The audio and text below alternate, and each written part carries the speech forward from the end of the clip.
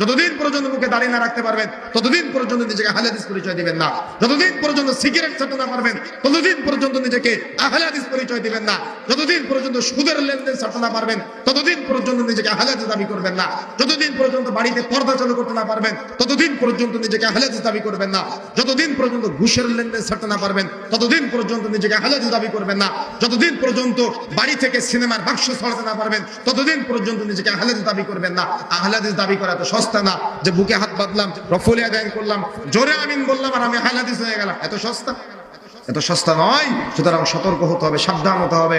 জ্ঞান চর্চা, জ্ঞান বিতরণের জন্য আমাকে আপনাকে ক্ষেত্র তৈরি করতে হবে। এই ক্ষেত্রগুলোকে মূল্যায়ন করতে হবে এবং মূল্যায়ন করতে হবে জ্ঞানীদের দ্বারা। যার জ্ঞান আছে তার দ্বারা মূল্যায়ন করতে হবে। পারবেন ইনশাআল্লাহ?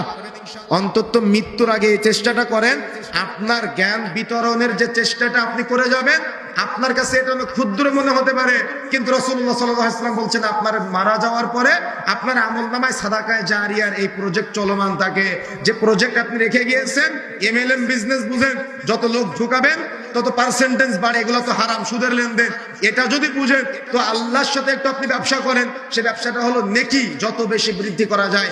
আপনি জ্ঞান চর্চার একটা আসর তৈরি করে দিলেন, জ্ঞান চর্চার একটা ক্ষেত্র তৈরি করে দিলেন। মনে রাখার চেষ্টা করবেন, যত মানুষ জ্ঞান চর্চা করবে তাদের মাধ্যমে আরো যত মানুষ জ্ঞান চর্চা করবে, সবার একটা করে নেকির ভাগ আপনার আমলনামায় লিপিবদ্ধ হতে থাকবে, অথচ আপনি মৃত।